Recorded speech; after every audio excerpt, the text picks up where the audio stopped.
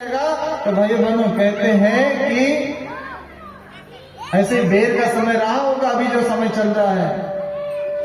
कुटिया के बाहर निकल के देखी, बगल में देखा तो बेर लगी हुई थी, बेरों को तोड़ा। अब बेरों को तोड़ने के बाद में उसने सोचा कि अब क्या करूं, भगवान राम को बेर खिलाऊंगी और कहीं मेरे भगवान के मुंह में खट्टा बेर चला जाएगा तो फिर इससे बड़ा और अनर्थ क्या होगा।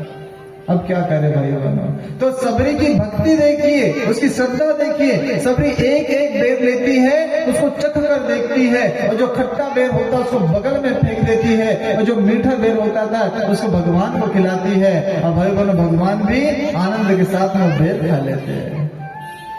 अच्छा एक बात बताइए, ये कहानी तो सभी को पता है, लेकिन यदि वही व्यवहारिक जीवन में देखा जाए तो अपने सगे भाई को यदि झूठे गिलास में दूध दे दिया जाए तो पिएगा क्या?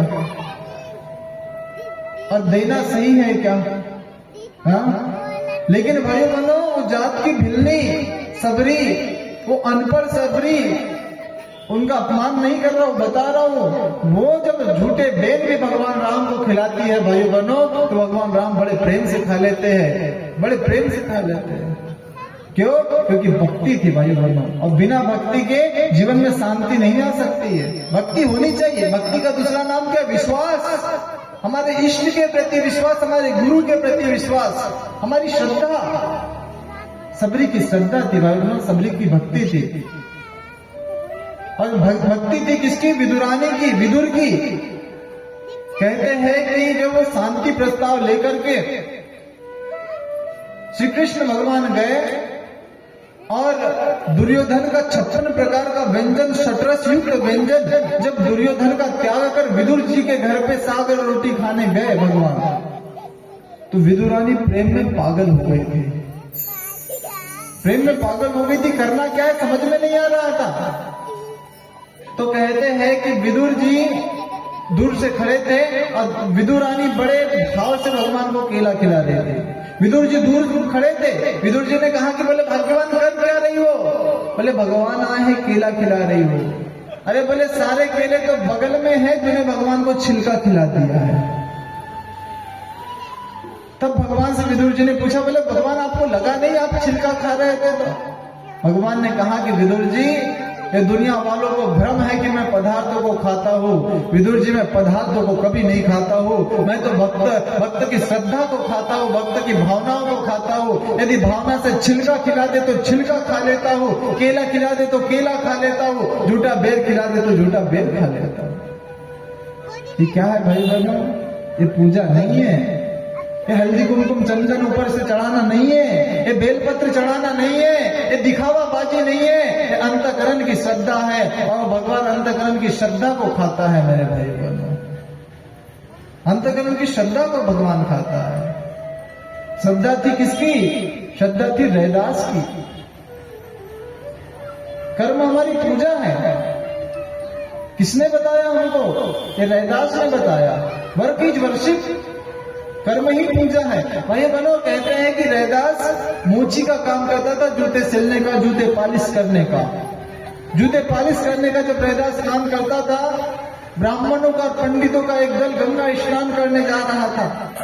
वही गंगा घाट के ऊपर रैदास जूते पालिश करने का काम करता था। तो कहते हैं कि जूते पालिश करते करते जब ब्राह्मणों और पंडितों का दल जाते देखा गंगा स्नान करने के लिए, तो रैदास ने कहा, बोले सुनिए महात्मा जी, मैं अपनी गाड़ी कमाई का एक अंश देता हूँ और तुमने ये माँ गंगा को दे देना कि तेरे बेटे रैदास ने दिया है। लेकिन महात्मा जी सुनो, देना तभी जब मेरी माँ गंगा ये सिक्का लेने के लिए हाथ ऊपर उठाएंगी तो ही देना, वैसे मत देना। क्योंकि मैंने बहुत मेहनत, पुरुषार्थ, संघर्ष करके पैसा कमाया है। ये पैसा नदी में फेंकने के लिए नहीं, ये माँ गंगा को देना चाहता हूँ। और गंगा जब हाथ ऊपर उठाएंगी तभी सिक्का देना। पंडित और ब्राह्मण हंसे भाई बहनों कि बोले आज तक हमारा कभी सिक्का नहीं लिया। रैदास वो तो मोची वाला काम करता है, जिन लोगों के जूते पालिश, जूते साफ करता है, तेरा सिक्का में गंगा लेगी क्या? और हंसते हुए भाई बहनों ब्राह्मणों और पंडितों के दल ने फेंका और कहते हैं कि वो जल के ऊपर से, भीतर से एक हाथ आया रैदास के सिक्के को पकड़ लिया। रैदास के सिक्कों को पकड़ लिया भाई बहनों। क्यों पकड़ लिया? क्योंकि श्रद्धा थी। किसकी श्रद्धा थी? रैदास की श्रद्धा थी भाई बहनों। काम कौन सा करता था? हल्दी कुमकुम चंदन फूल बेलपत्र चढ़ाने वाला काम रैदास नहीं किया करता था, लेकिन श्रद्धा थी भाई बहनों, मां के प्रति श्रद्धा थी, मां गंगा के प्रति श्रद्धा थी। वहीं पे दूसरा दल आया पंडितों का, ब्राह्मणों का। उनने कहा कि रैदास एक बात बता, जो माँ तेरा गंगा सिक्का ले सकती है वो गंगा तेरा सिक्का दे भी तो सकती है। तो बोले साहब दे तो सकती है क्योंकि तो मेरी माँ है, और जो कुछ पाया मेरे माँ से ही तो पाया, सब कुछ भगवान से ही तो पाया भाई बहनों हमने। तो बोले वो सिक्का वापस ले ले। एक मजाक लहजे पे भाई बहनों, क्यों मजाक की लहजे पे कि आओ रैदास की मजा लेते हैं। लेकिन भाई बहनों उसने कहा कि साहब मेरे पास में काम की व्यस्तता बहुत सारी है, मेरे पास में काम बहुत है। कुछ लोगों ने कहा कि बोले रैदास तेरे कठौती में भी तो गंगा का जल है, तो एक काम कर, इसी जल में से सिक्का निकाल के बता। तो भाइयों बहनों रैदास ने अपने अंतरात्मा पे हाथ रखा और माँ गंगा का ध्यान करते हुए बोला, बोले हे माँ जो मन चंगा। तो फिर कठौती में से गंगा का जल आया भाई बहनों, रैदास के पुनः सिक्के को वापस दे दिया। ये रैदास की श्रद्धा थी भाई बहनों। वो हल्दी चढ़ाने नहीं गया भगवान के पास में, वो कुमकुम चढ़ाने नहीं गया, वो भगवान के पास में पूजा करने नहीं गया, उसने कर्म को पूजा बना लिया भाइयों बहनों। अब भगवान उनकी श्रद्धा को स्वीकार करने लगा, उसकी भक्ति को स्वीकार करने लगे। जब भक्ति होती है ना भाइयों बहनों, तो व्यक्ति कहते हैं कि नशा करते हैं, मदिरे का नशा करते हैं। अरे वो नशा किस काम का भाइयों बहनों कि शाम को पीते हैं सुबह उतर जाता है। लेकिन ये भक्ति का नशा करके देखिए, ये सत्संग का नशा करके देखिए, ये ज्ञान का नशा करके देखिए, ये आलोक का नशा करके देखिए। और भाई बहनों ये नशा इतना गहरा जब चढ़ जाता है ना कि भाई बहनों उतरने का नाम नहीं लेता। जैसा जैसा व्यक्ति सत्संग करता है, जैसा जैसा भक्ति करता है, जैसी जैसी श्रद्धा बढ़ती है, जैसी जैसी पात्रता बढ़ती है, सब कुछ भगवान लुटाता हुआ देता हुआ चला जाता है भाई बहनों, सब कुछ देता हुआ चला जाता है।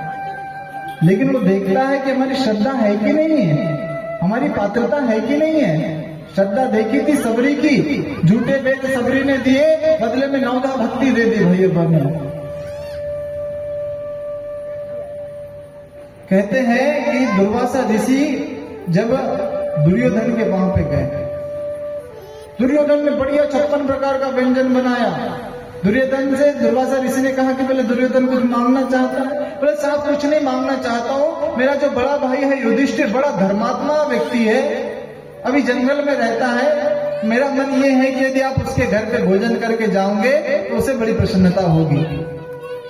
जानता था भाई बहनों दुर्योधन, क्या जानता था कि उसके पास तो खाने के लिए नहीं है, तो 10,000 शिष्यों को भोजन क्या करवाएगा दुर्वासा ऋषि से। मन में गलत भाव था। दुर्वासा जी ने कहा कि बोले ठीक है यदि ऐसी बात है तो मैं युधिष्ठिर जी के घर पे भोजन करके जाऊंगा।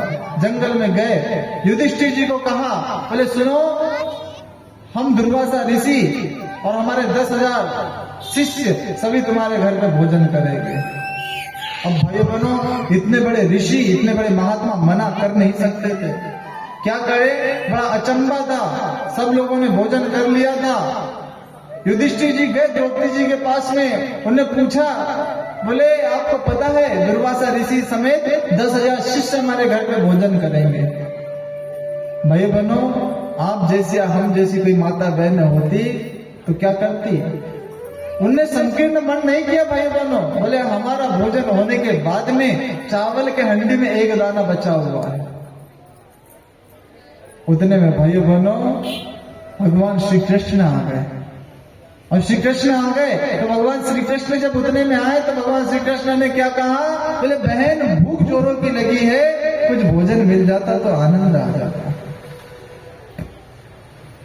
चाहती तो अपना रोना श्री कृष्ण भगवान के पास रो सकती थी, लेकिन भाई बहनों वो संकीर्ण मन वाली नहीं थी, वो विस्तृत मन वाली माँ थी, वो विस्तृत मन वाली द्रौपदी जी थी। उसने क्या कहा पता है, बोले कृष्ण हम सबका भोजन होने के बाद में चावल के हंडी में एक दाना है, और यदि तुम चाहते हो भोजन करना तो भोजन कर सकते हो। मन देखिए भाई बहनों, पदार्थ नहीं कितना बचा है वो नहीं, क्वांटिटी कितनी है ये नहीं, मन कितना क्वालिटी वाला है। उसने कहा कि हमारा भोजन होने के बाद में एक दाना चावल के हंडी में बचा हुआ है, यदि आप चाहो तो उसे पा सकते हो, उसे भोजन कर सकते हो। अब भाई बहनों श्री कृष्ण भगवान ने वो एक चावल का दाना खाया और कह दिया कि बहन एक अन्न का ये दाना फल देगा तुझको मन माना। और भाई बहनों एक वो अन्न का दाना खाया और इधर दुर्वासा ऋषि समेत 10,000 शिष्य स्नान करने गए थे। उन्हें लगा कि हम लोगों ने भोजन कर लिया, अब युधिष्ठिर जी के यहाँ पे घर जाने की आवश्यकता नहीं है। और भाई बहनों युधिष्ठिर जी को ढेरों आशीर्वाद देकर दुर्वासा ऋषि समेत सारे के सारे शिष्य रवाना हो गए। क्यों हुआ भाई बहनों, क्यों हुआ? ये इसलिए हुआ क्योंकि भाई बहनों पात्रता देखी गई कि द्रौपदी जी देती है या नहीं देती है। वही द्रौपदी जी जब रानी बनी हुई थी, राष्ट्रीय यज्ञ हो रहा था और शिशु पाल ने भाई बहनों जब भगवान श्री कृष्ण को 100 गालियां दी थी, भगवान श्री कृष्ण ने अपना चक्र उठाया और उस दुष्ट का मर्दन कर दिया। और भाई बहनों कहते कि भगवान श्री कृष्ण की तर्जनी में से रुधिर बहने लगा, और जब खून बहने लगा तो द्रौपदी जी की वहां भी पात्रता देखिए, वहां पे देने का भाव देखिए। वो तो महारानी थी भाइयों बहनों, चाहती तो बड़े से बड़े हॉस्पिटल में भगवान श्री कृष्ण की उंगली का इलाज करा सकती थी, नहीं करा सकती थी। हाँ, तुरंत इशारा करते 100 डॉक्टर आ जाते भाइयों बहनों, वहां पे आ जाते नहीं आ जाते, अच्छे से अच्छा VIP इलाज हो सकता था। लेकिन भाइयों बहनों वहां पे श्रद्धा काम करती है। द्रौपदी जी, अच्छा हम लोग शादी ब्याह में जाते हैं तो कम से कम 10-10 हजार की साड़ियां पहन के जाते हैं, हम लोग 10-10 हजार की शेरवानी और वो पहन के जाते हैं। पता नहीं उस दिन के कलेक्टर हम ही लोग रहते हैं कि क्या। तो जब राष्ट्रीय यज्ञ में महारानी द्रौपदी जी बैठी होगी तो भाई बहनों 10,000 के नीचे की साड़ी तो पहनी नहीं होगी, लेकिन एक क्षण भी चिंता नहीं की, अपने साड़ी का पल्लू लिया, तत्काल फाड़ा और श्री कृष्ण भगवान की जो उंगली पे रुधिर बह रहा था वहां पे बांध दिया। और भाई बहनों श्री कृष्ण भगवान ने कहा कि बहन उचित समय आने पर इस साड़ी के एक एक रेसे की कीमत चुकाऊंगा। और भाई बहनों समय कब आया आपको पता है, जब बड़ी सभा में कुलवधु द्रौपदी का चीर हरण हो रहा था, सारे के सारे लोग चुप बैठे थे, बड़े बलिष्ठ थे, बड़े शक्तिवान थे, 100-100 हाथियों का बल रखते थे। और 100 हाथियों का बल रखने वाला दुशासन ने जब द्रौपदी जी का भाई बहनों बालों को खींच कर लाया था, रजस्वला अवस्था में द्रौपदी जी थी, लेकिन भाई बहनों दुष्ट की दुर्बुद्धि की वजह से जब द्रौपदी जी को लाया गया तो कहते हैं कि सारे लोगों से द्रौपदी जी ने मन्नतें की कि कोई बचा ले, कोई बचा ले। जब दुनिया वालों ने नहीं बचाया तो श्री कृष्ण भगवान का नाम उच्चारण किया और श्री कृष्ण भगवान ने भाइयों बहनों ऐसी साड़ी का अंबार लगाया, ऐसी साड़ी का अंबार लगाया कि 100 हाथियों वाला दुशासन चीर को खींच रहा था। समझ में नहीं आ रहा था कि साड़ी बिच नारी है कि नारी बिच साड़ी है, साड़ी बिच नारी है कि नारी बिच साड़ी है। और वो 100 हाथियों वाला बल वाला दुशासन भाई बहनों साड़ी खींचते खींचते थक गया, गिर के वहां पड़ गया। लेकिन भाइयों बहनों माता द्रौपदी का बाल भी बांका नहीं कर पाया। ये कहां से शक्ति आई थी भाइयों बहनों? क्योंकि द्रौपदी जी ने राष्ट्र यज्ञ में जब भगवान श्री कृष्ण की उंगली कट गई थी तो अपनी साड़ी की कीमत देखे बिना भाइयों बहनों श्री कृष्ण भगवान को पट्टी बांध दी थी। हमें लगे कि हम बिना हल्दी कुमकुम चंदन चावल बेलपत्र चढ़ाकर भगवान को प्रसन्न कर ले, इतना सरल नहीं मेरे भाइयों बहनों, इतना सरल नहीं है। श्रद्धा देखी जाती है, भावना देखी जाती थी, भक्ति देखी। किसने? भागवत में कथा आती है रसखान जी की, बहुत अच्छी कथा आती है। भक्ति जब व्यक्ति के मन में होती है, द्वितीय अध्याय यही बताता, ज्ञान भक्ति वैराग्य विवेक क्या होना चाहिए व्यक्ति का। रसखान जी के जीवन में जब आई भाई बहनों भक्ति, रसखान जी एक पान वाले के दुकान में गए, उन्होंने कहा कि ये सुंदर सा बालक, लेकिन लड्डू गोपाल जी को कितने लोगों ने देखा? जूतियां रहती है क्या उनके पैर में? हाँ, जूतियां रहती है, जूतियां नहीं। और पान वाले से कहा, बोले सुनो भैया, इनके माता पिता को कहना कि इनको जूतियां पहना दे। पान वाले ने मजाक में कह दिया, बोले तुमको इतनी पड़ी है तो तुम ही जूतियां क्यों नहीं ला देते उसके लिए? रसखान जी ने भाई बहन भक्ति में पागल थे, भक्ति में पागल होने की वजह से रसखान जी ने श्री कृष्ण भगवान के लिए जूतियां बना के लाई। अब जब जूतियां बना के लाई तो पान वाले से पूछा कि बोले भैया कहाँ रहता है ये बालक, इसके माता पिता कहाँ रहते हैं? तो उसने कहा कि अरे मैंने तो कल मजाक किया था इसलिए तो वास्तव में ला ली। भाई बनो, भक्ति जब व्यक्ति की होती है ना तो फिर कहते हैं कि जब भगवान की भक्ति में व्यक्ति पागल हो जाता है तो भाई बनो कहते हैं कि भगवान आसमान को चीर के धरती को फाड़ कर और खंबे को तोड़ करके निकलते हैं। ये भगवान है भाई बहनों। अब रसखान जी कहते हैं कि अब तो मैं जूतियां ही पहना कर रहूंगा। भक्ति की श्रद्धा बड़ी अडिग रहती है। तो कहते हैं कि आइए भगवान रसखान जी के वो गीत के हम दर्शन करते हैं जो श्री कृष्ण भगवान को ढूंढ रहे हैं। गीत के माध्यम से वो कहानी को हम पूरा करेंगे।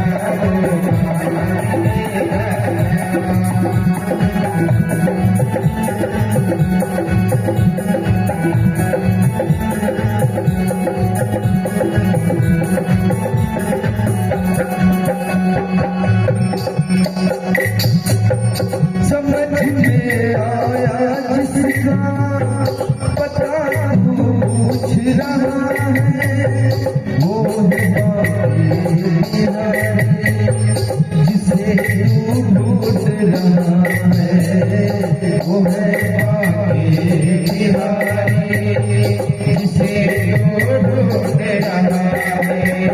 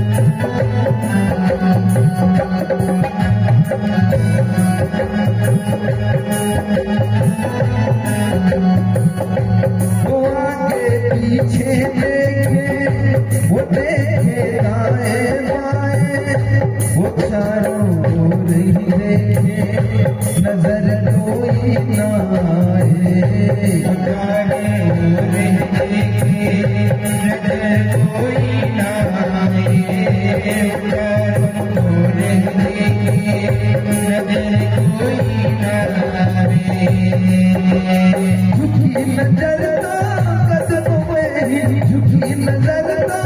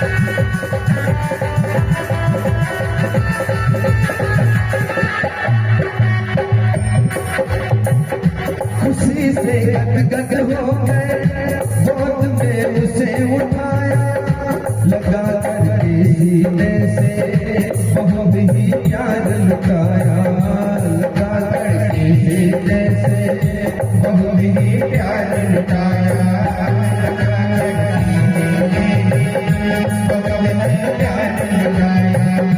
बात का पहना ले तो पाँव जैसे ही उठाया, नजारा ऐसा देखा कलेजा को आया,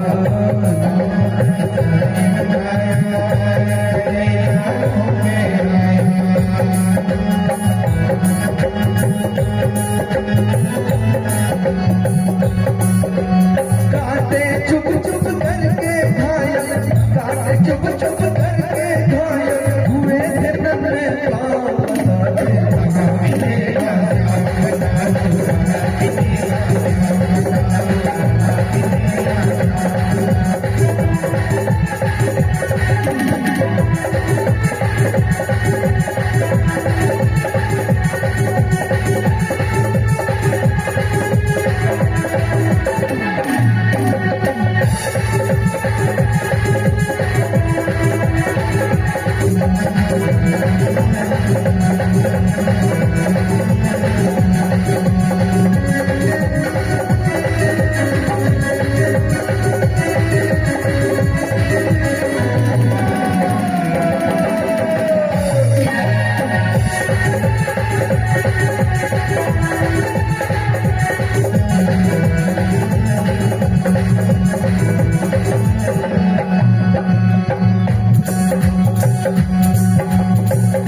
खबर देते हो खुद ही तुम्हारे पास में आका, न इतने छाले पड़ते न चुभता कोई काटा,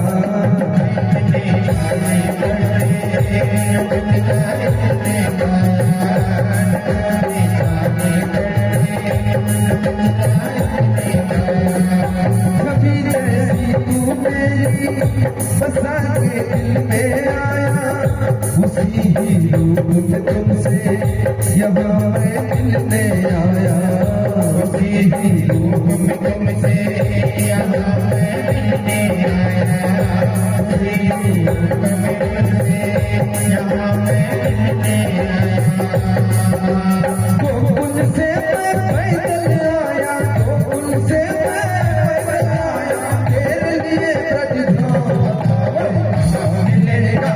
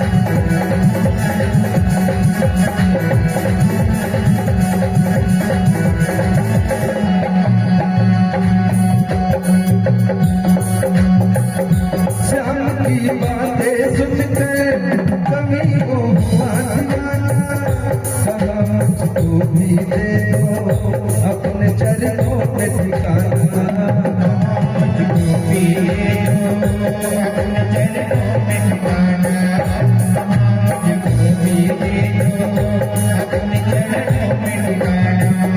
तू मालिक है दुनिया का, मैंने यह जान लिया है, लेकिन तेरे ही कदम आज से ठान लिया है, लेकिन तेरे ही कदम आज से ठान लिया है।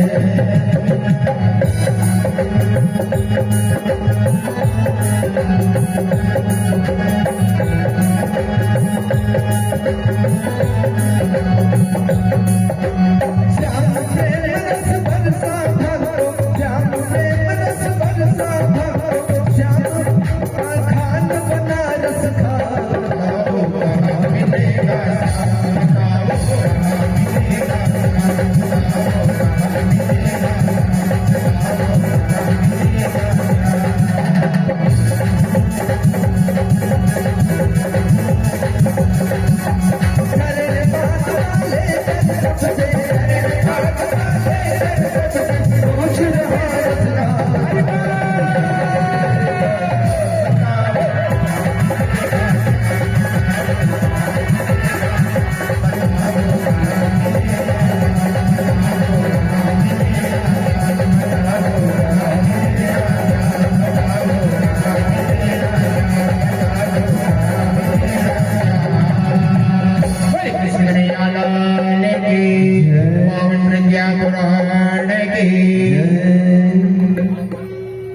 तो बताओ कहाँ मिलेगा श्याम, कहाँ मिलेगा भाई?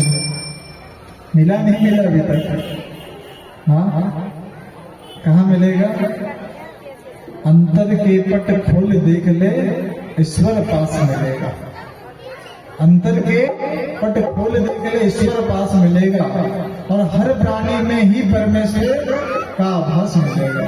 हम अपने आप से पूछे तो भाई कि जो भगवान का अंश हमें भगवान ने दिया है, आप गंगा में से एक बूंद अलग करके देखिए, उसे भी गंगा जल ही कहते हैं ना। समुद्र में से एक बूंद अलग करके देखिए, उसे भी समुद्र का जल ही कहते हैं। सूर्य की चाहे एक किरण हो, लेकिन कहलाएगी तो सूर्य की किरण ना।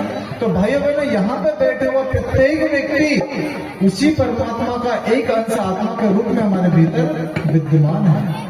और वो आत्मा जो कि भाइयों बहनों इतनी जागृत स्तर की आत्मा है, चाहे तो क्या बन सकते थे हम लोग? कि मनुष्य के जीवन में हम आए हैं और भाइयों बहनों हमारे जीवन में भक्ति नहीं आ पाई। हाँ, ये बात समझ में आती है कि भक्ति पशु पक्षी नहीं कर सकता, भक्ति जलचर नभचर नहीं कर सकते, लेकिन मनुष्य तो कर सकता। और बिना भगवान के भक्ति के भाइयों बहनों जीवन में शांति नहीं आ सकती। और भक्ति कैसे भी हो सकती है? एक रास्ते से किसी ने पूछा, बोले तुम्हारे ऊपर पैर रख करके हर कोई भगवान के मंदिर तक जाता है, तुम ही उन्हें भगवान तक पहुंचाती हो, तुम्हें बड़ा कष्ट होता होगा। वो रास्ते ने कहा, बोले जो भक्त को भगवान तक मिला दे, इससे बड़ी और सेवा क्या हो सकती है? जो भाइयों बहनों भक्त को भक्त भगवान से मिला दे, इससे बड़ी और क्या सेवा हो सकती है? इसलिए हमें क्या करना है जीवन में? भक्ति, भक्ति का नाम है विश्वास अपने गुरु के प्रति, या अपने इष्ट के प्रति, या अपने भगवान के प्रति। पावन प्रज्ञा पुराण में पहले ही दिन बताया था, कभी राम की कथा सुनने को मिलती है, कभी कृष्ण की कथा सुनने के लिए मिलती है, कभी महात्मा गांधी की कथा बता देते हैं, कभी भगत सिंह की कथा बता देते हैं। क्यों? क्योंकि ये सारे के सारे ग्रंथों का एक मिश्रित ग्रंथ है। बहुत सारी 2, 4, 5 सब्जियां कौन से सब्जी में हम बना सकते हैं, उसका नाम क्या है? खिचड़ी। स्वादिष्ट लगती है ना। ये भाई बहनों पावन प्रज्ञा पुराण भी ऐसे है। बस इसका उद्देश्य एक है कि मनुष्य के भीतर का वो देवत्व जाग सके। क्योंकि राम भगवान जब त्रेता युग में आए तो सारे के सारे काम उन्होंने धर्म और कर्म के किए, सारे काम धर्म कर्म के किए। लेकिन वहीं पे जब द्वापर युग में श्री कृष्ण भगवान आए तो धर्म के कार्य किए क्या? हाँ बताइए, किए क्या? भगवान कृष्ण का नाम क्या है? कृष्ण। अच्छा, कृष्ण सीधे जीभ से लिया जा सकता है कि कृष्ण नाम? जीभ को क्या करना पड़ता है? टेढ़ा करना पड़ता है। कृष्ण बोलने के लिए जीभ को टेढ़ा करना पड़ता है। अब भाई बहनों, श्री कृष्ण भगवान ने सारे ही काम टेढ़े किए, सारे काम टेढ़े किए, सारे काम अर्थात उल्टे किए हैं। लेकिन उल्टे काम किसने किए? सीधे काम बनाने के लिए। क्योंकि कहते हैं कि जब सीधे उंगली से घी ना निकले तो फिर टेढ़ी करना पड़ता है। अब वही कलयुग की प्रज्ञावतार की सत्ता गुणशक्ता उन्होंने क्या कहा पता है? भगवान श्री राम ने त्रेता में भाई बहनों सारे काम धर्म कर्म के किए। द्वापर में श्री कृष्ण भगवान ने थोड़े उल्टे बनकर सीधे किए। लेकिन गुरुदेव ने कहा कि बेटा कलयुग में उल्टे को उलट कर सीधा कर दूंगा और यही धर्म का कार्य होगा। भाई बहनों, उल्टे व्यक्ति को कैसे उलट कर सीधा कर दिया जाएगा? ये भगवान का काम है। और भगवान के काम में हम लोगों को जुड़ना है। भगवान के काम में हम अपनी श्रद्धा लगा पाए, अपना समर्पण कर पाए, उसके लिए क्या करना पड़ेगा? हमें अपना व्यक्तित्व बड़ा बनाना पड़ेगा, हमारी इंसानियत का दायरा फैलाना पड़ेगा भाई बहनों। और इंसानियत का दायरा कैसा फैलता है? आज व्यक्ति का मकान तो बहुत बड़ा हो गया है, लेकिन मन बड़ा छोटा हो गया। एक महात्मा जी बहुत बड़े पत्थर पर बैठे हुए थे। अब जब बहुत बड़े पत्थर पर बैठे हुए थे तो शिष्य ने पूछा, बोले महात्मा जी पत्थर तो बहुत बड़ा है, इससे बढ़कर और दुनिया में कुछ नहीं होता होगा? बोले बेटा कैसी बात करता है, अरे इससे बड़ा है लोहा। जब लोहे की चोट इस पत्थर पर पड़ती है तो पत्थर के दो टुकड़े हो जाते हैं, दो टुकड़ों में पत्थर बढ़ जाता है। फिर शिष्य ने महात्मा जी से पूछा, फिर तो महात्मा जी लोहे से बढ़कर कुछ नहीं होता होगा? बोले बेटा कैसी बात करता है, अरे लोहे से बढ़कर है अग्नि। अग्नि जब जलती है तो पूरी दुनिया को राख कर देती है। अग्नि को हम बैग में नहीं रख सकते, अग्नि को जेब में नहीं रख सकते। अरे अग्नि जब जलती है ना भाइयों बहनों, तो अग्नि को शांत कर पाना बड़ा कठिन है। और जब अग्नि जलती है तो लोहे को पानी के जैसे धारा के तरह बहा देती है भाई। तो फिर शिष्य ने पूछा, फिर तो महात्मा जी अग्नि से बढ़कर कुछ नहीं होता होगा? उन्होंने कहा बेटा कैसी बात करता है, अरे अग्नि से बढ़कर है पानी। और इस दुनिया में भाइयों बहनों लगभग 70% जल है नहीं है? और पानी ना पिए तो हम जीवित नहीं रह सकते, जल ही जीवन है। तो उन्होंने कहा कि बोले बेटा अग्नि से बढ़कर है पानी। अरे जब पानी आता है तो तूफान आ जाते हैं, पानी आता है तो बाढ़ आ जाती है, पानी आता है तो फसलें पक जाती है, पानी ना आए तो फसलें भी नहीं पक पाती है। और जब पानी आता है तो आग चाहे कितनी तेज हो वो भी शांत हो जाती है। तो भी उन्होंने कहा कि तो महात्मा जी पानी से बढ़कर के कुछ नहीं होता होगा? उन्होंने कहा बेटा कैसी बात करता है, अरे पानी से बढ़कर है हवा। जब हवा का झोंका आता है तो पानी के बादल को पूर्व से पश्चिम की ओर, पश्चिम से दक्षिण की ओर और दक्षिण से उत्तर की ओर बहाकर ले जा सकती है। बोले अच्छा। फिर शिष्य ने पूछा, फिर तो महात्मा जी अब तो हवा से बढ़कर के कुछ नहीं होता होगा? उन्होंने कहा बेटा कैसी बात करता है, अरे हवा से बढ़कर है अनंत आकाश, जिसकी गोद में हवा समाई हुई है। उसने कहा फिर तो महात्मा जी उस अनंत आकाश से बढ़कर कुछ नहीं होता होगा? अरे गुरु ने कहा बेटा कैसी बात करता है, अरे अनंत आकाश से बढ़कर है ये इंसान ने आज क्या नहीं कर लिया? जल पर तैरने के लिए जहाज बना लिए, हवा में उड़ने के लिए हवाई जहाज बना लिए, रोडों पर दौड़ने के लिए मोटर गाड़ियां बना ली, रेल गाड़ियां बना ली, मोटरसाइकिलें बना ली। मनुष्य ने कितनी उन्नति कर ली बेटा। तो फिर शिष्य ने पूछा, फिर तो महात्मा जी मनुष्य से बढ़कर कुछ नहीं होता होगा? उसने कहा कि बेटा मनुष्य से बढ़कर होती है मनुष्यता। जिसके भीतर की मनुष्यता सो गई भाइयों बहनों तो जीते जी मर गया, और जिसके भीतर मनुष्यता जिंदा है भाइयों बहनों देवता उसके भीतर से दिखते हैं। देवता का दूसरा रूप मनुष्यता वाला व्यक्ति होता है। इसलिए मेरे माता भाइयों बहनों यदि हमें चाहिए कि हम अपने कर्मों के माध्यम से दूसरों को शिक्षा दे पाए, तो भाइयों बहनों अपने जीवन को परोपकार में लगा दिया जाए, परोपकार में लगा दिया जाए। कल देवर्षि नारद के बारे में कहा था ना, खुद स्वार्थ सुखों की चिंता तज जो परहित चिंतन करते हैं। देवर्षि नारद जो पावन प्रज्ञा पुराण के मुख्य श्रवण करता ऋषि है, उनको खुद की कोई चिंता नहीं भाई बहनों, खुद की क्या चिंता करें। और यहाँ पे जो कुछ चिंता है किसकी है पता है? खुद की। जो भी चिंता है किसकी है? खुद की है। खुद के अलावा दूसरे की कोई चिंता नहीं। हमें भाई बहन मांगना है परमात्मा से, तो कैसा मांगना है? सर्वे भवन्तु सुखिनः और सर्वे सन्तु निरामयः। जब सारे लोग स्वस्थ रहेंगे हम भी स्वस्थ रहेंगे, जब सारे लोग स्वस्थ निरोगी रहेंगे तो हम भी निरोगी रहेंगे। अच्छा, वो सूर्य भगवान जो निकलता है, तो सूर्य भगवान को कोई कह सकता है क्या मेरे भाई बहनों कि सूर्य देव निकले तो केवल मेरे घर में प्रकाश करते, पड़ोसी का अंधेरे में रहने का ऐसा कोई कह सकता है क्या? नहीं भाई। वो इंद्रदेव वरुण देव को कोई कह सकता है कि हे भगवान आप बारिश कराए तो केवल मेरे खेत में बारिश हो जाए, बाकी पड़ोसी का खेत सूखे में रहने दे? ऐसा हो सकता क्या? ऐसा नहीं हो सकता मेरे भाई। और एक बात बताइए कि जितने भी पंच तत्व हमें भाई बहनों हमारी सेवा करते हैं, कि पंच तत्व से हमारी जो सेवा होती है, कोई इसका ऋण देता है क्या? कोई देता है ऋण?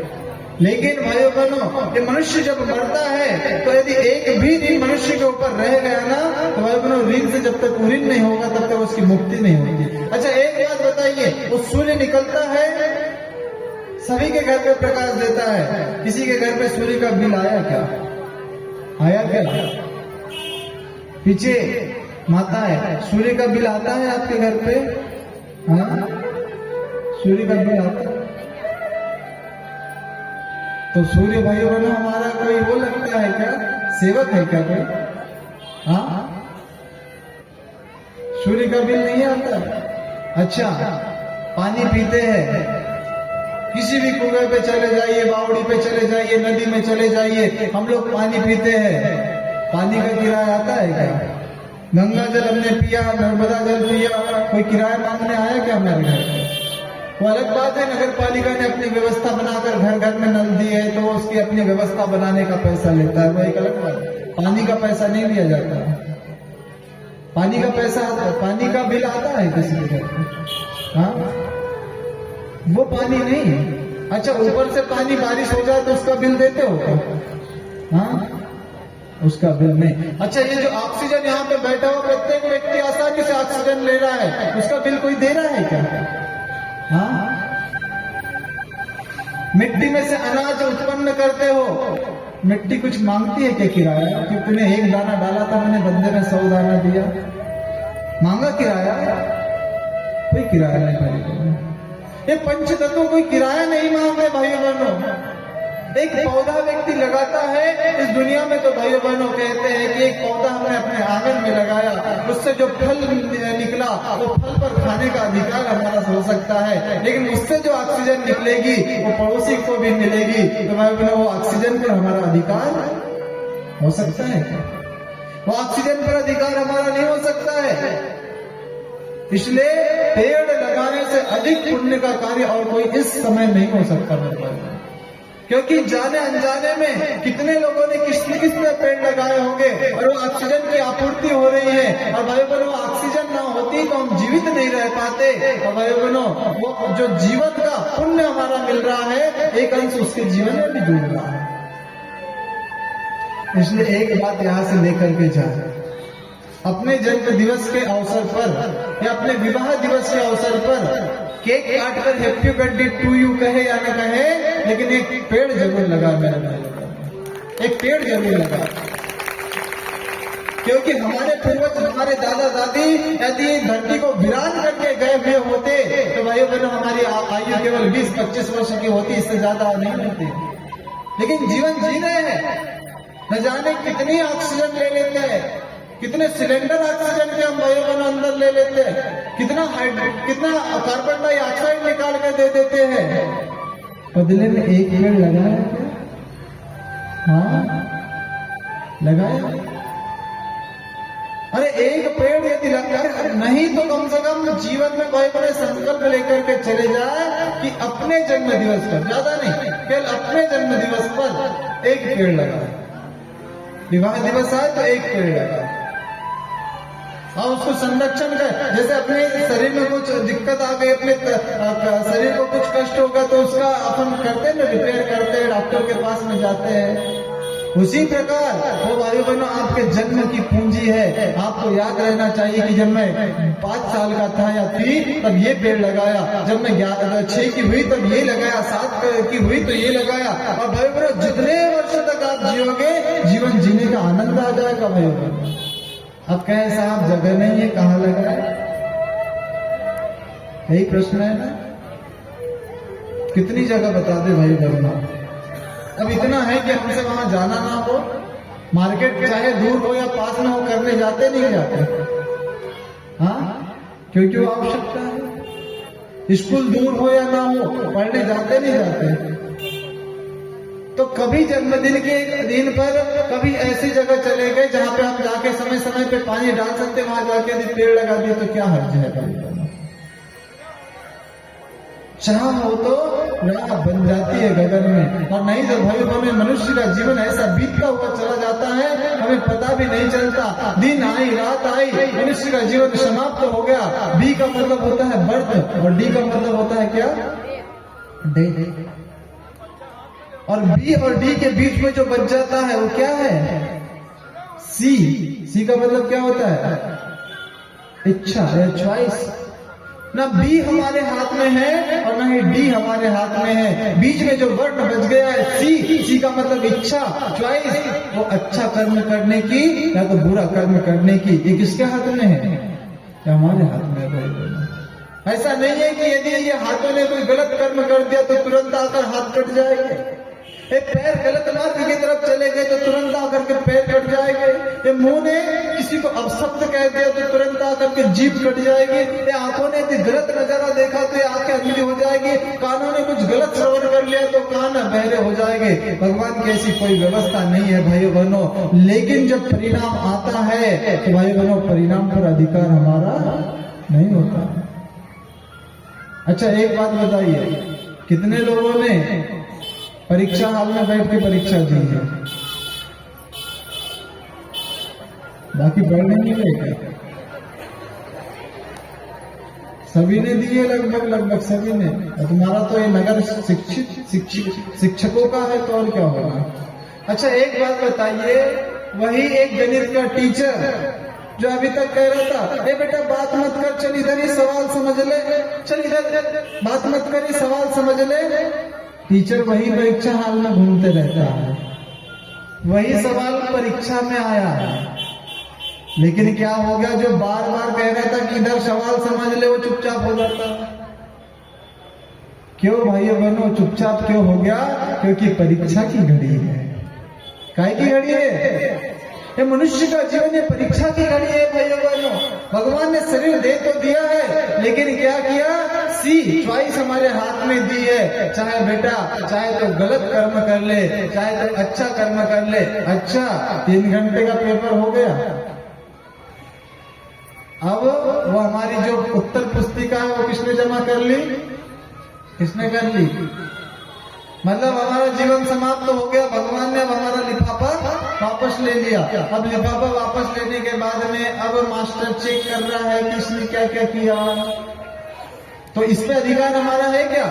एक बार मनुष्य का जीवन जाने के बाद में भाइयों बहनों, कि मनुष्य का जीवन जाने के बाद में अगला लिफाफा खटमल बनेगा या लकड़बग्घा बनेगा या लोमड़ी बनेगा या हिरण बनेगा या शेर बनेगा या गधा बनेगा या क्या बनेगा, इसका कोई ठिकाना नहीं। इसलिए मेरे माता भाइयों बहनों, अभी मनुष्य का जीवन मिला है, यदि अभी हमने मनुष्य के जीवन में भाइयों बहनों श्रेष्ठ कर्म नहीं किया तो समझ लेना कि फिर भगवान दोबारा मनुष्य के रूप में अवसर देगा या नहीं देगा। पशु बनाएगा, पक्षी बनाएगा, जलचर बनाएगा, नभचर बनाएगा, थलचर बनाएगा, इसका कोई ठिकाना नहीं है। ये मनुष्य का जीवन अभी मिला है भाइयों बहनों। यदि अभी हमने श्रेष्ठ कर्म नहीं किया, अभी भाइयों बहनों सद्ज्ञान की प्राप्ति नहीं की, अभी भक्ति नहीं की, अभी ज्ञान नहीं पाया, अभी भाइयों बहनों वैराग्य रूपी जीवन को नहीं जिया, तो भाई बहनों पुनः मनुष्य का समय जीवन मिलेगा या नहीं मिलेगा, इसका कोई भी ठिकाना नहीं, कोई ठिकाना नहीं।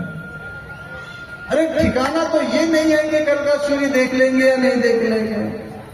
तो हम जीवन क्या जी रहे हैं, कैसा जीवन जी रहे हैं। एक व्यक्ति का भाई बहनों अपनी सारी सुध बुध खोकर कहा जा रहा था, एक जंगल के रास्ते से जा रहा था, बीहड़ जंगल, कटीले रास्ते, तंग गलियां जा रहा है, सुध बुध खोकर के जंगल में आगे बढ़ रहा है। एक तरफ पर्वत, एक तरफ खाई, फिर भी आगे बढ़ रहा है। बढ़ते बढ़ते बढ़ते बढ़ते कुछ समय के बाद में शेर की दहाड़ उसको सुनाई आने लगी। फिर आगे बढ़ा, धीरे धीरे हाथी की चिंगाड़ सुनाई आने लगी उसको। जब हाथी की चिंगाड़ सुनाई आई, शेर की दहाड़ सुनाई आई, भाई बहनों घबराया, डरा, दौड़ते दौड़ते दौड़ते देखा एक वृक्ष था, वृक्ष की डाली के सहारे ऐसा पकड़कर खड़ा हो गया कि अब मैं सुरक्षित बच जाऊंगा। लेकिन फिर भी शेर दहाड़ रहा है, हाथी चिंगाड़ रहा है, घनघोर वन है, जाओ तो किधर जाओ कुछ समझ में नहीं आ रहा। अब भाइयों बहनों जब एक चीख निकली व्यक्ति की जोर से, कहते हैं कि जिस डाल को पकड़कर व्यक्ति लटका हुआ था, उसी के डाल के ऊपर एक मधु का छत्ता था, मधुमक्खी का छत्ता। जब चीख निकली तो भाइयों सारी मक्खियां वहां से भाग गई। जैसी मक्खियां भागी तो शहद की एक एक बूंद भाइयों बहनों टपकने लगी। जैसे एक बूंद उसके अधर पर टपकी, ओठ पर टपकी, खाई, लेकिन जैसे नीचे देखा तो नीचे देखने के बाद में भाइयों बहनों जिस डाल के ऊपर वो लटका हुआ था, उसी डाल के नीचे एक अंधा कुआं था, सूखा कुआं था। अब वो सूखा कुआं जब था भाइयों बहनों तो कहते हैं कि वो सूखे कुएं में एक काले कलर का सर्प फन फैला करके बैठा हुआ था। अब क्या करे, उधर हाथी चिंगाड़ रहा है, शेर दहाड़ रहा है, नीचे एक सूखा कुआं है जिसके अंदर काले कलर का सर्प फन फैला करके बैठा हुआ है। और भाइयों बहनों ध्यान से उसने देखा कि जिस डाल पे वो लटका हुआ था, उस डाल को एक सफेद कलर का और एक काले कलर का चूहा धीरे धीरे धीरे धीरे कुतर के कमजोर कर रहा है। लेकिन उसी के बाद में पुनः भाइयों बहनों शहद की बूंद उसके जीभ के ऊपर आकर गिरी।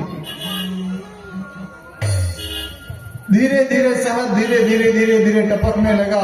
भाइयों बहनों शहद के आसक्ति में उतना पागल हो गया कि भूल गया कि इधर हाथी चिंगाड़ रहा है, वो भूल गया कि शेर दहाड़ रहा है, वो भूल गया कि मैं जिस डाल के ऊपर लटका हूँ वो डाल के नीचे एक सूखा कुआं है, काले कलर का सर्प फन फैला कर बैठा है। वो भूल गया कि जिस डाल के ऊपर मैं लटका हूँ उसी डाल को एक सफेद और काले कलर का चूहा उस डाल को धीरे धीरे कमजोर कर रहा है, कुतर रहा है। तो शहद के आसक्ति में आसक्त हो गया। और भाइयों बहनों कहते हैं कि शहद खाते खाते जब वो सब कुछ भूल गया तो भूलने के बाद में वो काले कलर और सफेद कलर के चूहे ने भाई बहनों डाल को कमजोर किया। डाल जैसे ही कमजोर हुई, डाल धम से नीचे गिरी, और जैसे ही नीचे गिरी तो भाई बहनों काले कलर के सर्प ने उसे डसा, और डसने के बाद में उसकी मृत्यु हो गई। कौन है वो व्यक्ति? कौन है वो व्यक्ति? वो व्यक्ति हम है भाई बहनों, वो व्यक्ति हम हैं।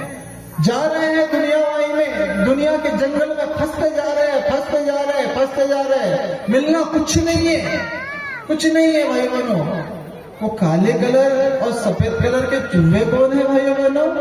वो काले कलर का चूहा है जब चालू होगा वो रात धीरे धीरे जब भी आती है हमारे समय को कमजोर करती है, हमें कमजोर करती है, हमारा समय कम करती है। तो सफेद कलर का चूहा कौन है? तो सफेद कलर का चूहा है भाई बहनों दीन, जो कि हमारे समय को धीरे धीरे कम करता है। तो हाथी कौन है? वो हाथी है भाई बहनों हमारा काल, जो कि चिंगाड़ रहा है। समय बार बार हमको चुनौती देता है, ऐसी विषम परिस्थितियां हमारे सामने ला करके खड़ी कर देता है, लेकिन भाई बहनों फिर भी हम नहीं चेतते हैं। वो वो शेर कौन है जो दहाड़ रहा है? उस समय की चुनौती है भाइयों बहनों कि अभी नहीं बदले तो फिर कभी बदलने का समय, पुनः समय भगवान देगा नहीं। और भाइयों बहनों उसी प्रकार उस सर्प एक दिन यम का बुलावा आता है। यम का बुलावा भाइयों बहनों हमको काले सर्प के रूप में डस करके ले जा लगता है, जैसे प्राणों में से आत्मा निकल जाती है और भाई बहनों हमारी मृत्यु हो जाती है। उसके बाद में हमारा कुछ नहीं रहता है दुनिया में। अच्छा, कोई भी व्यक्ति जब जाता है तो अपने साथ कुछ ले जाता है क्या भाई बहनों? यहाँ तक कि उसके पूरे कपड़े भी फाड़ दिए जाते हैं। कपड़े क्यों फाड़े जाते हैं? बोले कुछ बंधन नहीं होना चाहिए। अरे बंधन कपड़ों का नहीं, कपड़े तो 1 मिनट में जलकर भस्म हो जाएंगे। बंधन मोह का नहीं होना चाहिए भाइयों बहनों। यदि मोह का बंधन में व्यक्ति फंसा रहा तो मोह के बंधन से भाइयों बहनों यदि व्यक्ति मुक्त नहीं हुआ तो आत्मा को शांति नहीं मिलती, और शांति नहीं मिलती तो भाइयों बहनों आत्मा भटकती रहती है। इसलिए जीवन बड़ा महान बिना है भाइयों बहनों। और ये महान जीवन कहते हैं कि ये मनुष्य के जीवन में भगवान भी आने के लिए तरसते हैं, और जब भगवान इस दुनिया में आ जाते हैं तो भाई बहनों किस प्रकार से शिक्षा देकर के जाते हैं, जैसे हमने श्री कृष्ण भगवान के जीवन में और राम के जीवन में सीखा। और कहते हैं क्या, जीवन बड़ा महान भाइयों, जीवन बड़ा महान, और इस काया में ही जन्मे हैं राम कृष्ण भगवान। ये मनुष्य के शरीर में ही भगवान राम जन्मे थे, ये मनुष्य के शरीर में ही कृष्ण जन्मे थे, ये मनुष्य के शरीर में भाई बहनों गौतम, गांधी, विवेकानंद, सारे के सारे महापुरुष इसी शरीर में जन्मे भाई बहनों। और हम लोगों का सौभाग्य कि मनुष्य के शरीर में हम लोगों को जीने का मिला।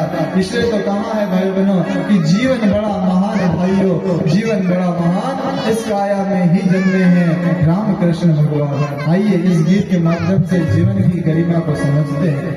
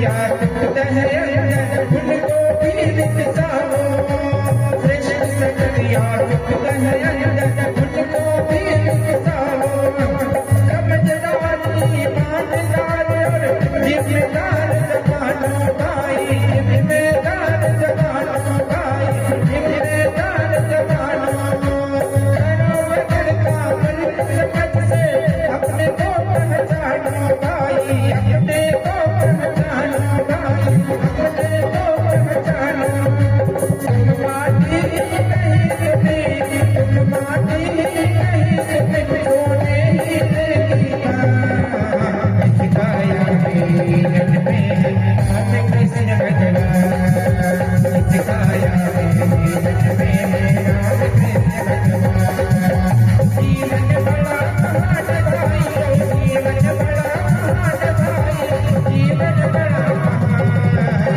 सिखाया जग में राम कृष्ण भजना सिखाया जग में राम कृष्ण भजना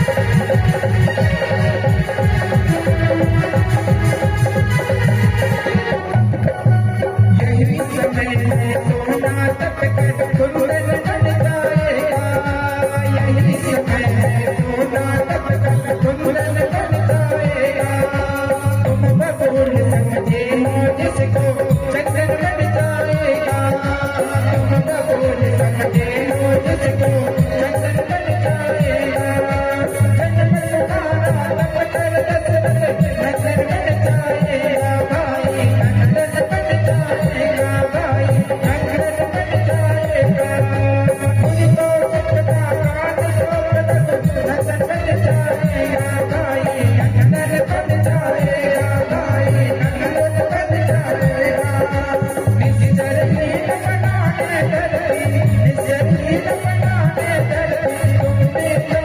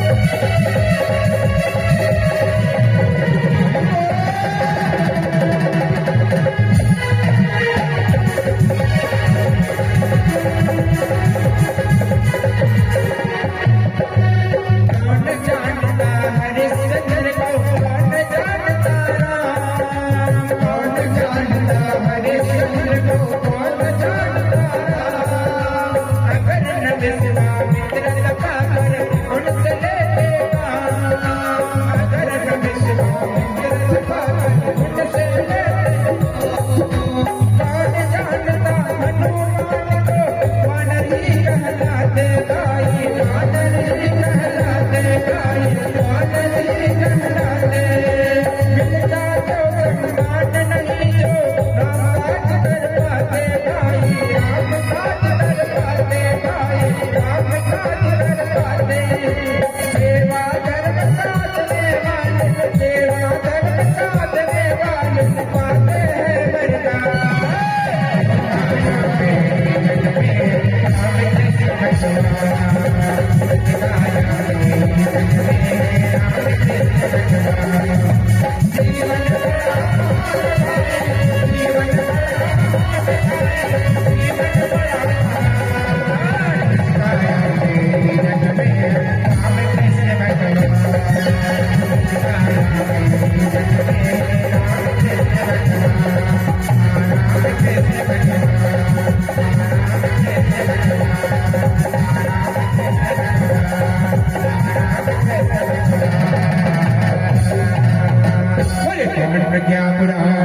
की जय। जीवन बड़ा महान भाइयों, जीवन बड़ा महान। और इस काया में ही जन्मे हैं रामकृष्ण भगवान। अच्छा, कितनी माता बहनें चाहती कि हमारे घर पे राम जैसा बेटा पैदा हो, बाकी सब रावण के जैसा होना चाहिए चाहते। कितनी माता बहनें और भाई चाहते हैं कि हमारे घर पे राम के जैसा बेटा पैदा होना चाहिए, हाथ खड़ा कर। सारे चाहते हैं। तो एक काम करो, आप लोग राजा दशरथ के जैसा बनना चालू कर दो और आप माता कौशल्या के जैसा बनना चालू कर दो, आपके घर पे राम आ जाएंगे।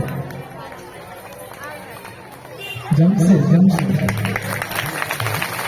क्योंकि पुरुषार्थ करना पड़ेगा आपको, है ना भाइयों बहनों। वास्तव में इस काया में ही जन्मे हैं रामकृष्ण भगवान। आ जाते हैं भगवान, लेकिन कब आते हैं पता है? जो व्यक्ति को समय और समझ दोनों एक साथ में आ जाती है ना, उस व्यक्ति का भाव भंग हो जाता है। समय और समझ जब व्यक्ति को साथ में नहीं आती तो क्या होता है पता है? एक राजा था और वो राजा जंगल में गया, रास्ता भूल गया, तो एक झोपड़ी में गया और झोपड़ी में जाने के बाद में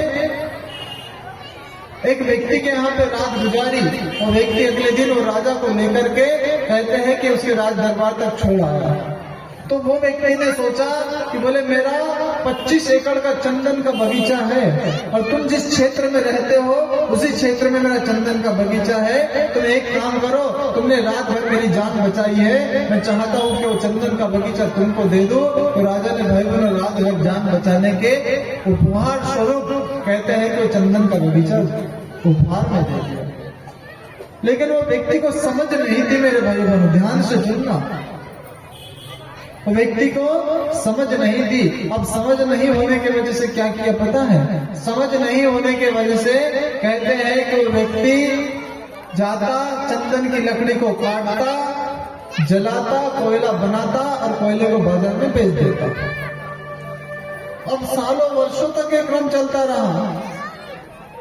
5 एकड़ का चंदन का बगीचा समाप्त हो गया, 10 एकड़ का चंदन का बगीचा समाप्त हो गया, 15 एकड़ का चंदन का बगीचा समाप्त हो गया, 25 एकड़ का चंदन का बगीचा समाप्त होने वाला था। लेकिन क्या हुआ भाई बहनों, एक समय बारिश हुई और बारिश की वजह से कहते हैं कि वो लकड़ी जला नहीं पाया, लकड़ी जला नहीं पाया तो कोयला बना नहीं पाया।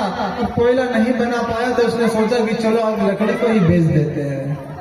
अब जब लकड़ी को बेचने गया, लकड़ी को अपने सिर पर रखा और लकड़ी को बेचने गया तो भाई बहनों चंदन की लकड़ी जानकर सारे लोगों ने क्या किया, वो जो कोयला बेचता था उससे ज्यादा 10 गुना ज्यादा उसकी कीमत दी। उनने कहा कि साहब इसके पहले मैं इससे ज्यादा मेहनत करता था, लकड़ी को लेता था और उसके बाद में जलाता था, जलाने के बाद में कोयला बनाता था, कोयला बनाने के बाद में बेचने लाता था, फिर भी इसकी कीमत तुम मुझे उतनी नहीं देते थे। और अब तो मैंने कोई मेहनत नहीं की, मैंने तो लकड़ी को काटा, अपने सिर पे रखा और बाजार में बेचने आ गया। उन्होंने कहा कि भैया वो कोयला बेचता था, अरे कोयले की क्या कीमत रहेगी, लेकिन तुझे पता है कि जो लकड़ी को बेचने के लिए लाया है चंदन की लकड़ी है और चंदन की लकड़ी की कीमत कितनी ज्यादा रहती है। अरे सुन भैया, तेरे खेत में यदि चंदन के बगीचे में और लकड़ियां होगी तो हम इससे 4 गुना और अधिक कीमत देने के लिए तैयार है, लेकिन चंदन की लकड़ियां जो हमें दे देना। लेकिन भाई बहनों अब वो व्यक्ति क्या करे, सारे चंदन का बगीचा तो कोयला बनाकर उसने बेच दिया। बेचा नहीं बेचा, कहीं हम तो ऐसा नहीं कर रहे मेरे भाई बहनों। ये चंदन का बगीचा क्या है? ये चंदन का बगीचा वाला श्रेष्ठ वायु बनाकर भगवान ने समय दे करके भेजा है। हमें क्या करना है? समझ अपने उत्पन्न करके भाइयों बहनों सही कार्यों में हमारा जीवन लगा देना है। और व्यक्ति अपने सिर पर दोनों हाथ रखता और रोने लगता, रुदन करने लगता, विलाप करने लगता कि हे भगवान, मैं चाहता तो अरबपति बन सकता था, मैं चाहता तो खरबपति बन सकता था, लेकिन मैंने चंदन की कीमत को नहीं जाना और और चंदन की लकड़ी को कोयला बनाकर बाजार में बेच दिया, और मैं चंदन बेचता तो कितना खरबपति और अरबपति हो जाता। भाइयों बहनों, हमें व्यक्तित्व के आधार पर भी बड़ा आदमी बनना है, हमें इंसानियत बड़ी करना है। भाइयों बहनों, समय का सही उपयोग करते हुए चलो, नहीं तो जैसे चंदन की कीमत व्यक्ति नहीं जानता है और चंदन को भाइयों बहनों गलत कार्यों में लगा देता है। हमारा जीवन भाइयों बहनों गलत कार्यों के लिए नहीं मिला है, हमारा जीवन श्रेष्ठ कार्यों के लिए मिला है, और हमारा जीवन श्रेष्ठ कार्यों में आहूत हो जाए, इसलिए भगवान ने हमको इस समय और समझ दे करके भेजा है। तो समय तो भगवान ने दे ही दिया है। अच्छा, एक बात बताइए, जब व्यक्ति पैदा होता है तो मुट्ठियां कैसी रहती है उसकी? कैसी रहती? बंद रहती है। और जब मरता है तो कैसा रहता है? जब पैदा होता है तो मुट्ठियां बंद करके इसलिए पैदा होता है कि मुट्ठियों में भगवान एक हाथ में सौभाग्य और एक हाथ में समय दे करके भेजता है। एक हाथ में जब पैदा व्यक्ति होता है तो एक मुट्ठी में सौभाग्य और एक हाथ में समय देता है। सौभाग्य किस बात का? कि मनुष्य का जीवन मिला है। मनुष्य, इससे अच्छा सौभाग्य तेरा कुछ नहीं हो सकता। और जब सौभाग्य मिला है तो इस क्षण का सही उपयोग कर ले, लेकिन जब मरता है तो दोनों हाथ खाली करके जाता है। तेरा सौभाग्य भी खाली हाथ गया, तेरा समय भी खाली हाथ गया। और भाइयों बहनों, कहते हैं कि सिकंदर सारे जहां के मालिक थे और जब गए तो दोनों हाथ खाली थे। इसलिए भाइयों बहनों, जो मनुष्य का जीवन हम लोगों को मिला है खाली हाथ जाने के लिए नहीं मिला है। हमें ऐसे कर्म करना है भाइयों बहनों, कर्मों से ऐसी शिक्षा दे करके जाना है कि युगों युगों तक भाइयों बहनों हमारा नाम याद रखे। युगों युगों तक राम भगवान का नाम हर कोई याद रखता है, बड़े सम्मान से लेता है। कृष्ण भगवान का हर कोई नाम बड़े सम्मान से लेता है। क्यों भाइयों बहनों? वो इसलिए लेता है कि क्योंकि उनने एक एक क्षण का सही उपयोग किया। हमारे परम पूज्य गुरुदेव भाइयों बहनों कहते हैं कि परम पूज्य गुरुदेव ने 80 वर्ष का जीवन जिया। एक संभ्रांत परिवार में उनका जन्म हुआ और जमीन से जमींदार व्यक्ति थे। जमींदार होने के बावजूद भाइयों बहनों कहते हैं कि अपने समय का ऐसा उपयोग क्षण क्षण किया।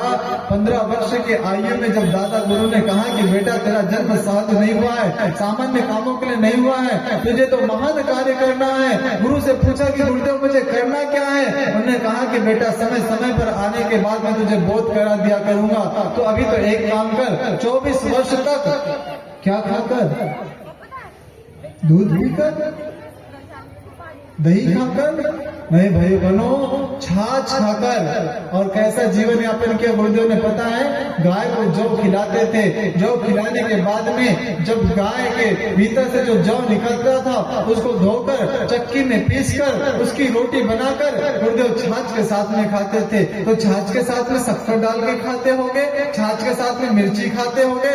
नहीं भाई बनो, केवल रोटी और छाछ गुरुदेव खाते थे। और 1 वर्ष नहीं, 2 वर्ष नहीं, 5 वर्ष नहीं, 10 वर्ष नहीं, 20 वर्ष नहीं, 24 वर्ष तक भाई बहनों परम पूज्य गुरुदेव ने खाया। और कौन से आयु में? 15 वर्ष की आयु से भाई बहनों 24 वर्ष तक।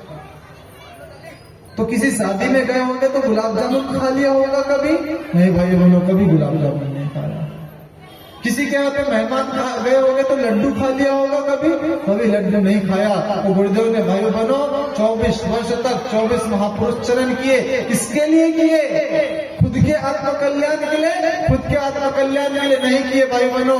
गुरुदेव ने कहा कि बेटा मेरे पास में जो साधना की पूंजी है ना, जो गायत्री परिवार से जो मेरे बेटे बेटियां जुड़ जाती है, 50% वो आदि पूंजी उनके कल्याण के लिए मैं लगा दूंगा, और 50% साधना की पूंजी इस जगत के कल्याण के लिए लगा दूंगा। इसलिए भाइयों बहनों, वैसे तो युग निर्माण करना सहज है, सारे लोग आज नहीं तो कल इसी मार्ग का अवलंबन करेंगे, लेकिन गायत्री परिवार में आके जो युग निर्माण का कार्य करे, साक्षात माँ भगवती वंदनीय माता जी और साक्षात परम पूज्य गुरुदेव के आशीर्वाद और संरक्षण की अविरल धारा और प्रेम और स्नेह मिलता हुआ चला जाएगा भाइयों बहनों। अच्छा, एक बात बताइए, आपका बेटा, आपका छोटा भाई यहाँ पे बैठा हुआ है, आयु कितनी बताई थी हमने अपना में? हमारी कितनी? 23 वर्ष। ये कथा करने की उम्र है क्या? हाँ, लेकिन कर रहे हैं किसके सहारे? वो चेतना गुरुदेव की आ रही है, वो चेतना गुरुदेव की आ गई है। वो चेतना यदि जिस दिन खत्म हो जाए, जिस दिन डिस्कनेक्ट हो जाए, उस दिन ये मुंह जैसा कि वैसा रहेगा, कुछ बोल नहीं पाएगा, हाथ जैसे कि वैसे रहेगा, उठेंगे नहीं भाइयों बहनों, ये आंखें जैसी कि वैसी रहेगी, इतने आत्मविश्वास से देख नहीं पाएगी, ये सब कुछ वैसा रहेगा, पैर जैसे कि वैसे रहेंगे, सन्मार्ग की तरफ नहीं चलेंगे। लेकिन गुरु की कृपा हुई तो भाइयों बहनों क्या कह देते हमें खुद को नहीं पता। अच्छा, ये माइक की कोई कीमत है क्या? यदि माइक के लिए बिजली ना हो तो माइक की क्या कीमत? अभी बंद हो जाएगा। क्यों साहब, बिजली चली गई तो आवाज जाएगी क्या? हाँ, बिजली चली गई, माइक जैसा कि वैसा, स्टैंड जैसा कि वैसा, ऑपरेटर जैसा कि वैसा, मशीन जैसी कि वैसी, क्या चली गई? बिजली गायब हो गई, अब आवाज कहीं कुछ नहीं आने वाली। वो बिजली जो आ रही है, वो जो चेतना आ रही है, वो महाकाल की आ रही भाइयों बहनों, और वो महाकाल की चेतना से उस बिजली से जुड़ना है तो भाइयों बहनों आज का दिन तो गया, कल का दिन बचा है। भव्य दिव्य महायज्ञ में आप लोग कल आओगे, और परसों के दिन भाइयों बहनों गुरु दीक्षा का संस्कार होगा। गुरु दीक्षा का मतलब अपनी इच्छा गुरु को दे देना, गुरु दी इच्छा। और जब गुरु को इच्छा दे दी भाइयों बहनों, तो आपको पता है ना, कौन जानता हनुमान को वानर ही कहलाते, कौन जानता श्री राम को। लेकिन अब अपने आप को गुरु के हवाले कर दे भाई बहनों, तो कहां से कहां व्यक्ति पहुंचा देता। इसलिए आज सुबह के यज्ञ में हमने पूछा था कि कितने लोग हैं जिन्होंने गुरु किया है, और गुरु नहीं किया तो भाई बहनों कोई बात देता नहीं, गायत्री परिवार के परम पूज्य गुरुदेव का ही वर्णन करे। लेकिन एक सदगुरु का होना बहुत परम आवश्यक है भाई बहनों जीवन में। और जिस दिन सदगुरु हमारे जीवन में आ जाता है तो भाई बहनों हमारा कायाकल्प हो जाता है। यहाँ पे तमाम गायत्री परिवार के परिजनों से एक एक से अपने अंतरात्मा पे हाथ रखकर मैं पूछना चाहूंगा कि गायत्री परिवार से जुड़ने के पहले का हमारा जीवन और गायत्री परिवार में जुड़ने के बाद का हमारा जीवन अपने आप से पूछ कर देखिए। तो भाई बहनों गायत्री परिवार में जुड़ने के बाद में क्या अभिनव क्रांति हमारे जीवन में हो गई, और गायत्री परिवार में जुड़ने के पहले भाई बहनों जीवन कैसा चला जा रहा था। ये कहाँ का चमत्कार है भाई बहनों। ऋषि सत्ता से व्यक्ति जुड़ गया है, वो गुरु सत्ता से व्यक्ति जुड़ गया है, और कहने के लिए तो हमारा गायत्री परिवार करोड़ों में फैल गया भाई बहनों। लेकिन वो करोड़ों तक परम पूज्य गुरुदेव वंदनीय माता जी का प्यार आशीर्वाद हमेशा बरसता रहता है। जिसकी जितनी पात्रता होती है वो उतना फल प्राप्त कर लेता है। अरे हम तो छोटे हैं भाई बहनों, हमारी तो छोटी पात्रता थी, हमने तो इतना ही पाया। आप लोगों की अधिक पात्रता है। जिस दिन वो गुरु से जुड़ जाओगे, जिस दिन वो शक्ति से जुड़ जाओगे भाई बहनों, आपका जीवन कायाकल्प हो जाएगा। आप नर से नारायण बनने लग जाओगे, पागल से परमहंस बनने की तरफ आगे बढ़ते हुए चले जाओगे। और भाई बहनों जीवन में क्रांति आ जाएगी, और क्रांति आने के बाद में ही जीवन में शांति मिलेगी, और शांति मिलने के बाद में ही मनुष्य के जीवन में आना आप लोगों का सार्थक हो जाएगा। इसलिए भाई बहनों समय अब हमको इजाजत नहीं देता है, आरती का समय हो गया है। आप सभी से निवेदन करते हैं कि आरती के लिए